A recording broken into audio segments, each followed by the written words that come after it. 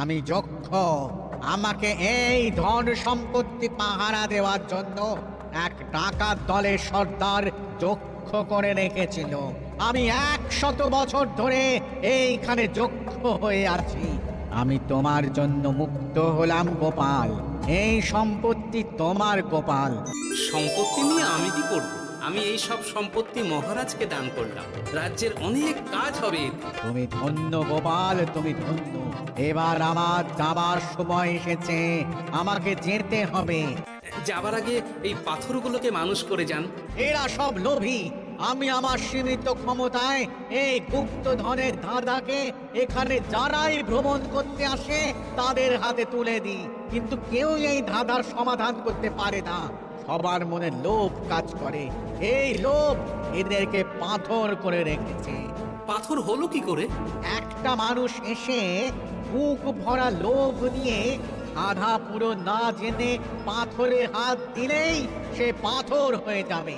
আমাদের আমাদের আমাদের ভুল ভুল হয়েছে। আর লোভ আর করবো লোভ না। করবো না। আমাদের বাঁচাও। আমাকে মুক্ত করে দিন। আমার খুব ভুল হয়েছে মহারাজ, মুক্ত করে দিন আমায়।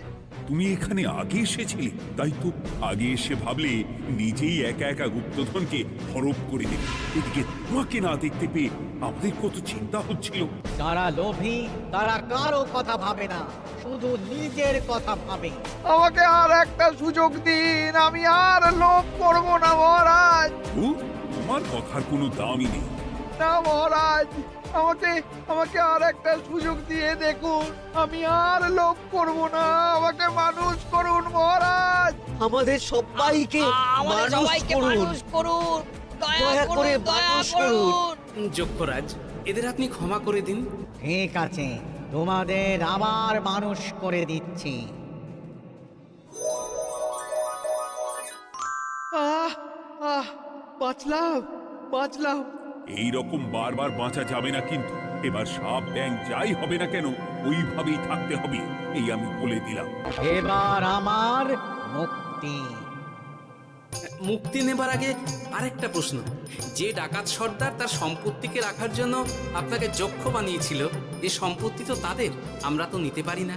লোভ বড় খারাপ গোপাল। অতিরিক্ত লোভ মানুষকে পশু করে দেয়। ওই ডাকাত দল এই সম্পত্তির জন্য সবাই কাটাকাটি করে মরে গেছে, কেউ আর বেঁচে নেই। সুতরাং এই সম্পত্তিতে তোমার অধিকার আছে। এই সম্পত্তি তুমি গ্রহণ করো। নিলাম আমি।